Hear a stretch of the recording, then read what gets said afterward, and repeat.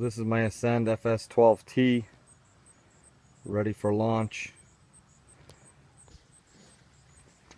Got my fish finder in here, all portable, removable, nothing, no holes drilled in the boat to mount that. My paddle, rod holders, my transducer mounted with a GoPro mount. Fishing crate, all decked out.